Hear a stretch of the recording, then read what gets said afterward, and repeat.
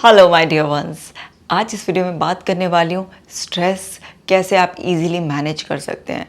देखिए, स्ट्रेस ना आज हमारी लाइफ का एक ऐसा पार्ट हो गया है जिसे कम्प्लीटली अपनी ज़िंदगी से भगाना ऐसा लगता है कि इम्पॉसिबल सा है, क्योंकि कंपटीशन ही इतना है ना, कंपैरिजन, सब लोग की चाहते इतना है, एक छोटी सी ज़िंदगी में बहुत कुछ करना है।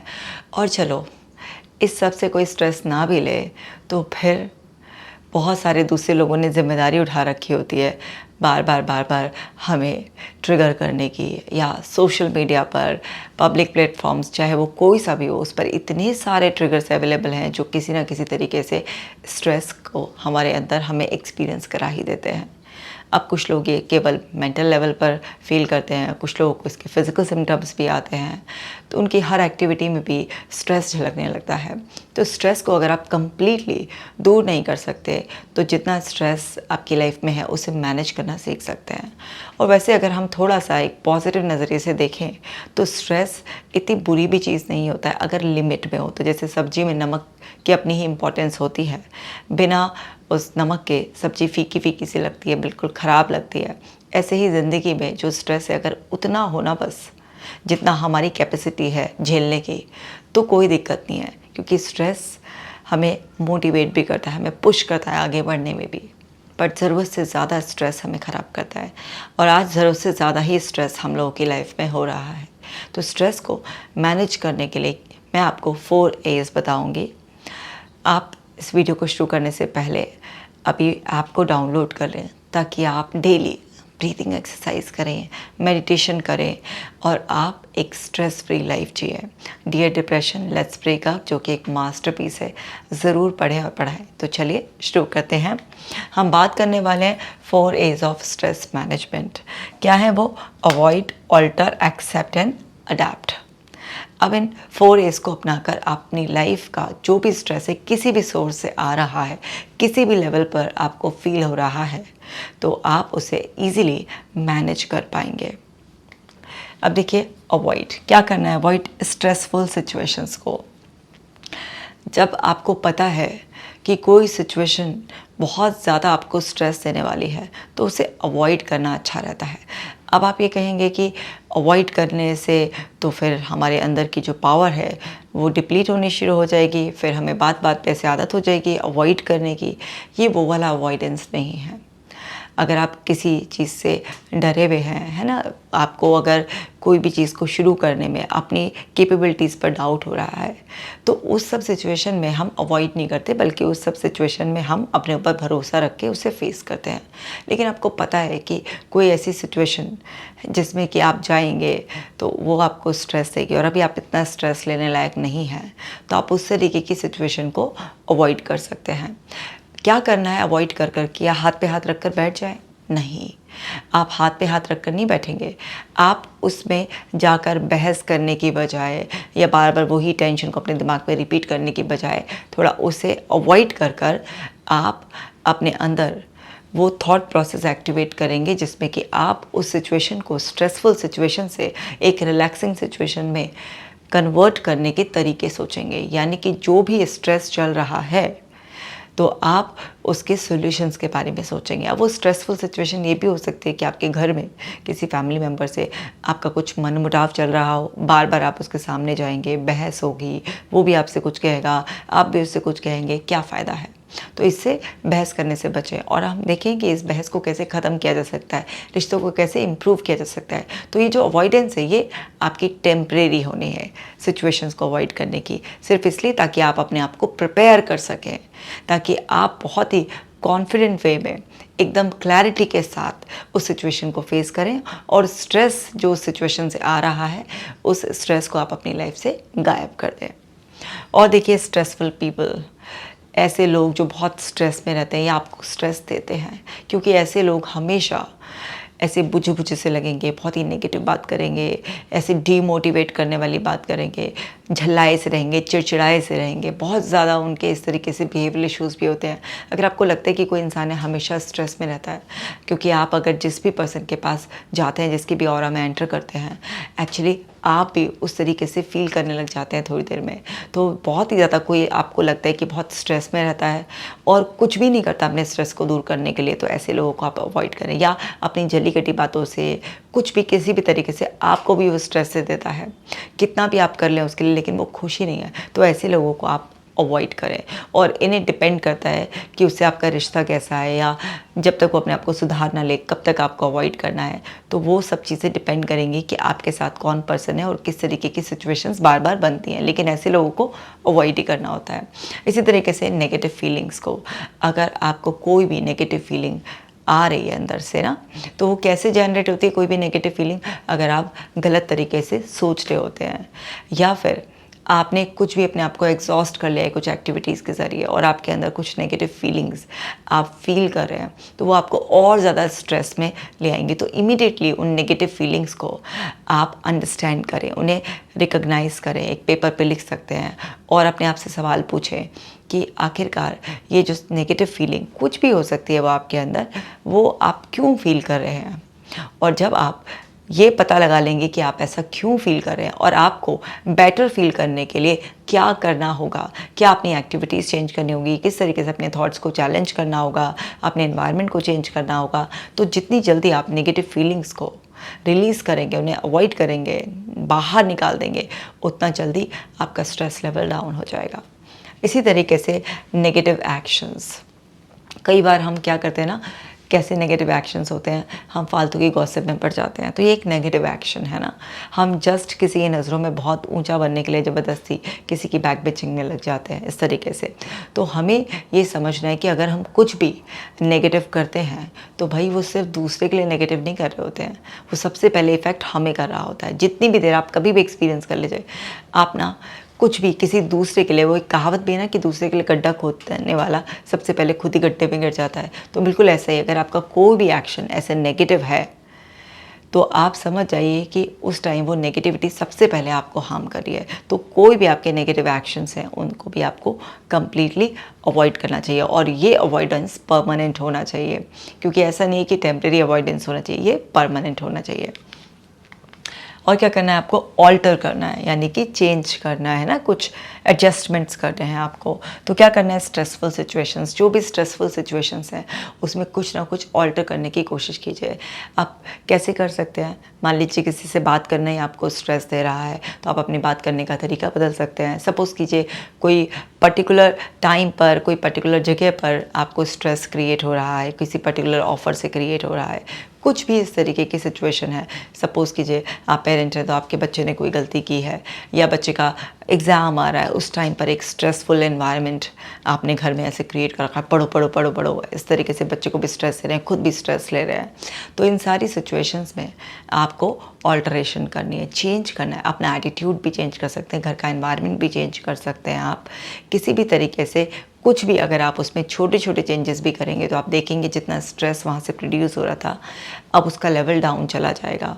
और जब वो चेंजेस आपको इफ़ेक्टिव लगते हैं तो आप और चेंजेस कीजिए, और इस तरीके से आप अपने स्ट्रेस लेवल को बिल्कुल डाउन कर सकते हैं।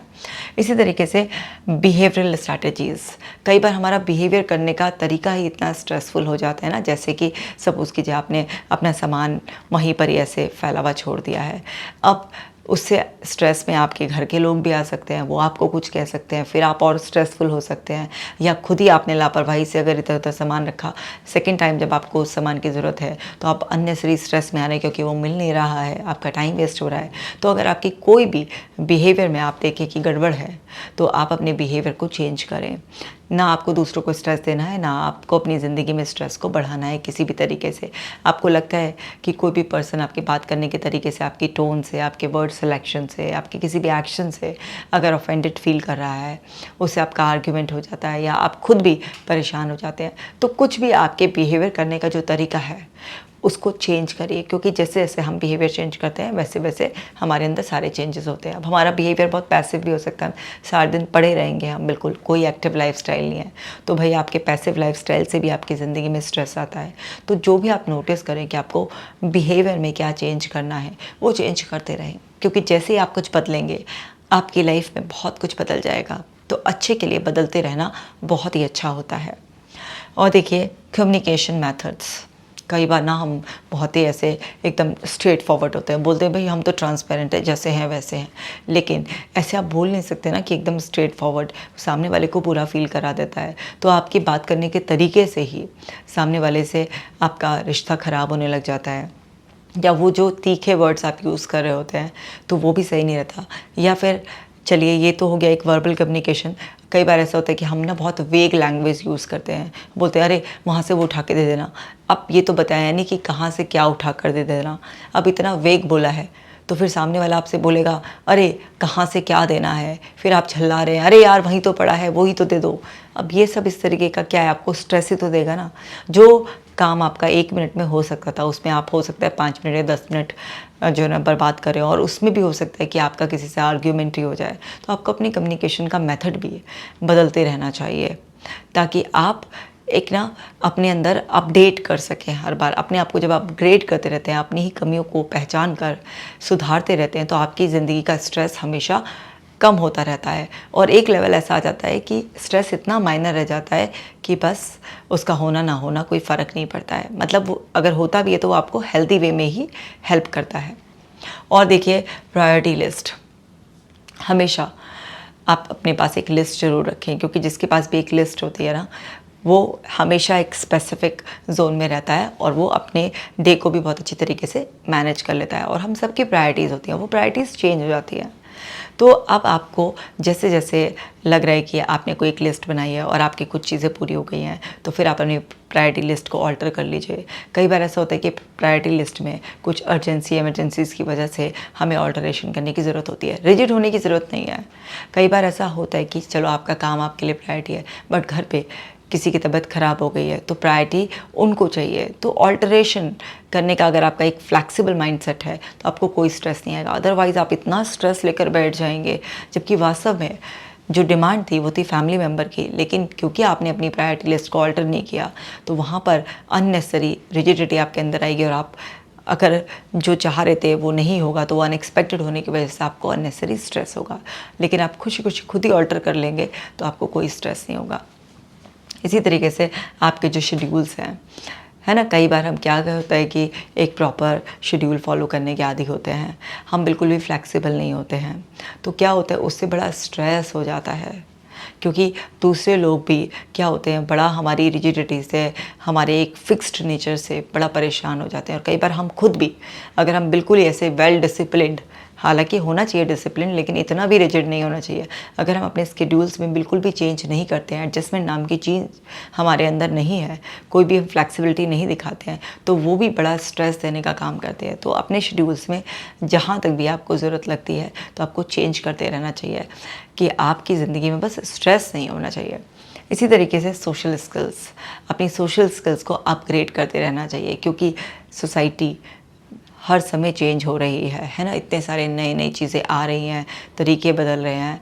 आप देखिए कि जिस तरह से पहले लोग कोई भी काम करते थे अब बहुत अपडेटेड वे में करते हैं। लैंग्वेज भी बदल रही है, पहले सिंपली आप जो लैंग्वेज यूज़ करते थे अब उसके एडवांस वर्जन आते जा रहे हैं। तो हर तरीके से ना चीज़ें बदलती जाती हैं। अगर आप अपने आप को सोशली अपडेट करते रहते हैं, ऑल्टर करते रहते हैं अपनी स्किल्स को, तो आप ना दूसरे लोगों के साथ मैचिंग कर सकते हैं, उनके लेवल पर जाकर उनसे बातचीत कर सकते हैं। तो इससे कभी भी आपको स्ट्रेस नहीं आएगा, वरना आपको ना हमेशा एक वो रहेगा कि आप ना पीछे रह गए दूसरों से, दूसरे लोग आपसे बेहतर हैं। आपके अंदर एक थोड़ा सा इन्फीरियर सेल्फ अगर डेवलप हो जाएगा तो फिर वो क्या करेगा, आपको अननेसेसरी का स्ट्रेस देगा। तो अपनी सोशल स्किल्स को भी लगातार आपको अपडेट करते रहना चाहिए, जो जो भी नया आ रहा है और जो भी आपके काम का है। अब ये भी नहीं कि तो पता नहीं कितना कुछ रहा है तो कहाँ तक आप सीखेंगे। तो जो भी आपकी लाइफ से रिलेटेड है, इम्पॉर्टेंट है, उसको आप अपग्रेड करते रहिए, सीखते रहिए। तो आपकी लाइफ से स्ट्रेस बिल्कुल जो उसका लेवल है बहुत ही मिनिमम रहेगा, जो आपको कभी भी हार्म करेगा ही नहीं। और देखिए एक्सेप्टेंस होनी चाहिए ना। मैंने अब बताया था ना कि 4R, तो उसमें है एक एक्सेप्ट। तो क्या क्या एक्सेप्ट करना है? रिस्पॉन्सिबिलिटीज़। अगर इंसान कोई भी अपनी रिस्पॉन्सिबिलिटीज़ को एक्सेप्ट नहीं करता है, उनसे भागता है, तो वो आपसे तेज़ी से भागती हैं। क्योंकि अगर आप रिस्पॉन्सिबल हैं, रिस्पॉन्सिबिलिटीज़ को बहुत अच्छी तरह से निभाते हैं, तो आप अपनी एबिलिटीज़ को शो करते रहते हैं। तो आपके अंदर अगर उन एबिलिटीज़ को ज़िंदा रखना चाहते हैं तो रिस्पॉन्सिबिलिटी से कभी मत भागिए, क्योंकि ज़िम्मेदारियों से भागा जा ही नहीं सकता। वो मल्टीप्लाई होकर आपके पीछे भागती रहती हैं। तो उन्हें मल्टीप्लाई होने से आपको भगाना है, उन्हें मल्टीप्लाई होने से आपको अपने आप को बचाना है। क्योंकि जितना वो मल्टीप्लाई होगी, क्योंकि अगर आप उसे टाल रहे हैं, नहीं कर रहे हैं, तो क्या होगा? आज भी आपको करना, कल भी आपको करना। जब आपको ये पता ही है कि मुझे ही करना है, तो समय पे कर लीजिए। अननेसेसरी अपने ऊपर स्ट्रेस लेने का क्या ही फ़ायदा है। इसी तरह से मिस्टेक्स, अगर कोई गलती हो गई है तो एक्सेप्ट करें। अगर आप मिस्टेक को एक्सेप्ट नहीं करते हैं, बहस करते रहते हैं, तो अननेसेसरी का तनाव पड़ेगा, क्योंकि सामने वाला एकदम से फिर आप पर अटैक मोड में आ जाएगा। एक तो गलती कहते हैं ना, और ऊपर से गलती मान भी नहीं रहे हैं आप, तो वहाँ पर सामने वाले को ट्रिगर करने की बजाय आपसे गलती हो गई है तो ग्रेसफुली एक्सेप्ट कर लीजिए। वरना एक गलती को छुपाने के लिए आप न जाने और कितनी गलती करेंगे। तो गलतियाँ कभी भी हो जाएँ तो तुरंत आप एक्सेप्ट कर लीजिए, वहीं के वहीं आपका स्ट्रेस लेवल ख़त्म हो जाएगा। इसी तरीके से good communication.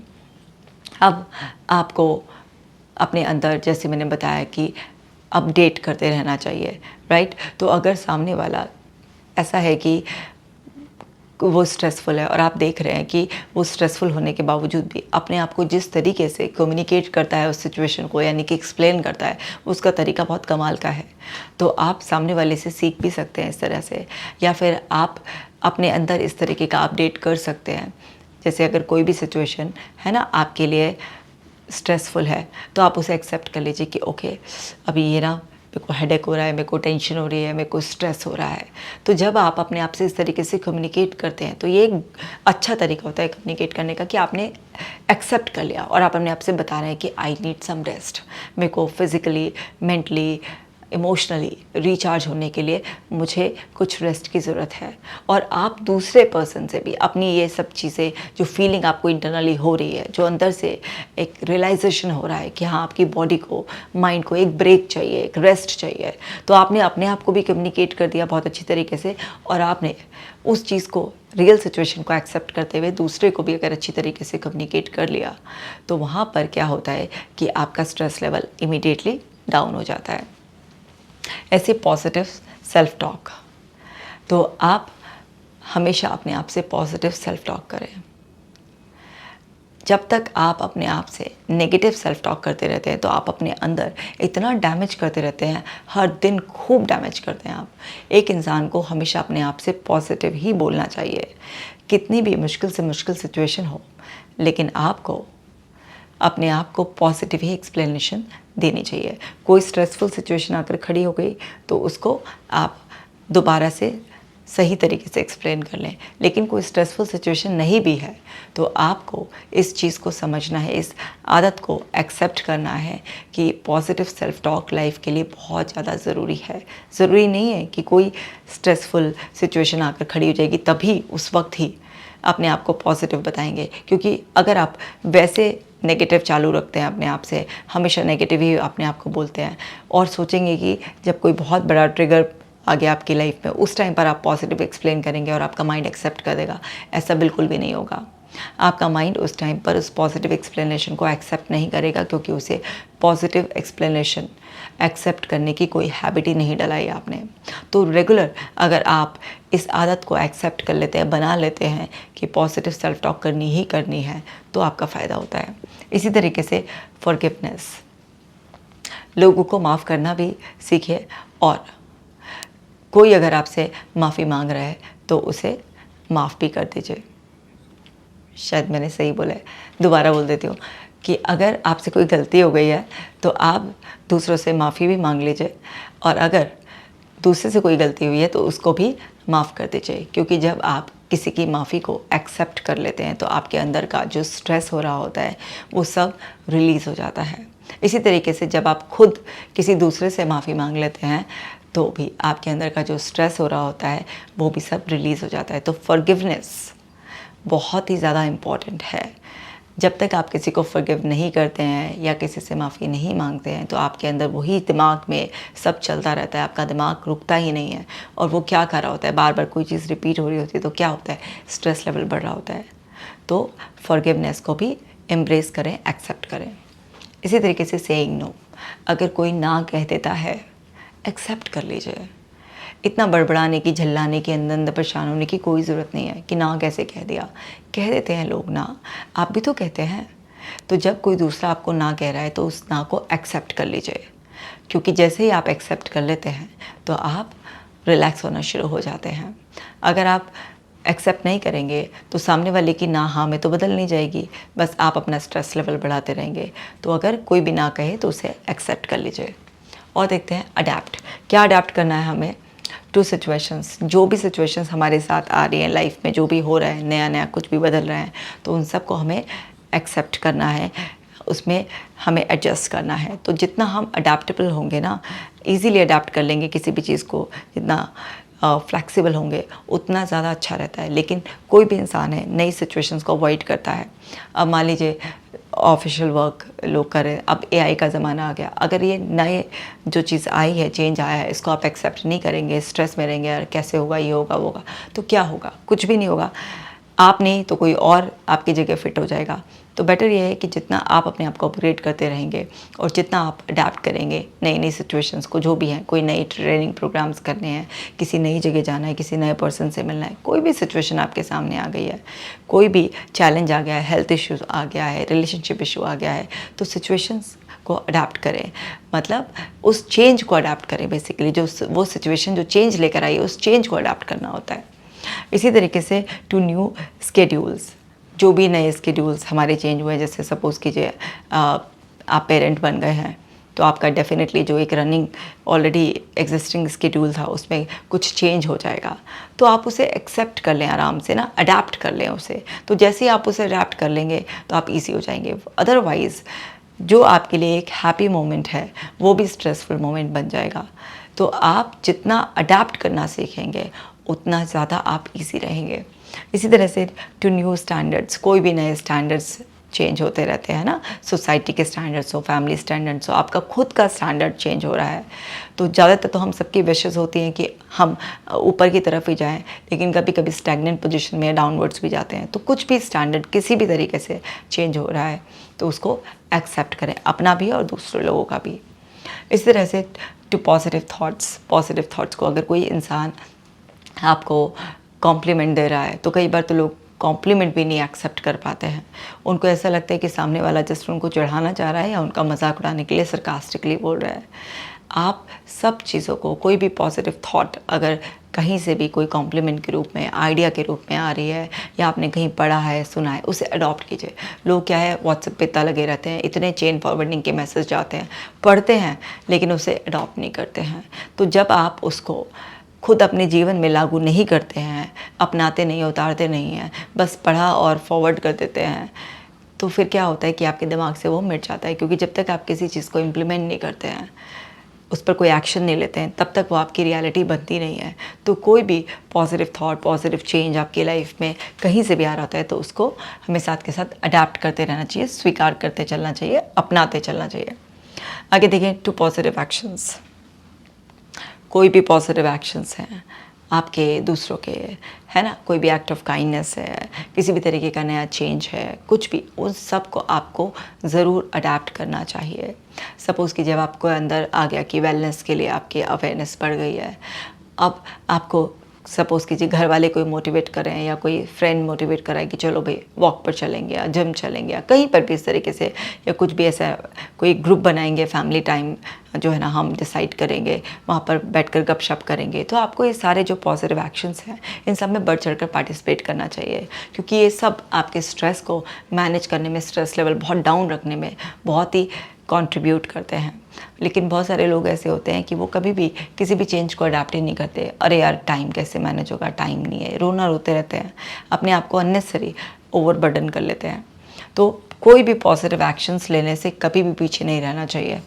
Stress management strategies सबकी अपनी अपनी सिचुएशंस कंडीशंस होती हैं, तो उसके हिसाब से आपको अलग अलग स्ट्रैटेजीज़ को अपनाते रहना चाहिए। जैसे बहुत ही ईज़ी और कॉमनली नोन जो पॉपुलर स्ट्रैटेजीज़ हैं, उसमें सबसे पहले तो भाई ये है कि आपको ना जब भी स्ट्रेस हो तो आप ना बिल्कुल स्टिल बैठ जाओ। देखो क्या होता है, तनाव में ना हमारा दिमाग ना बिल्कुल हिला हुआ होता है ना, ऐसे हम बहुत तनाव में होते हैं।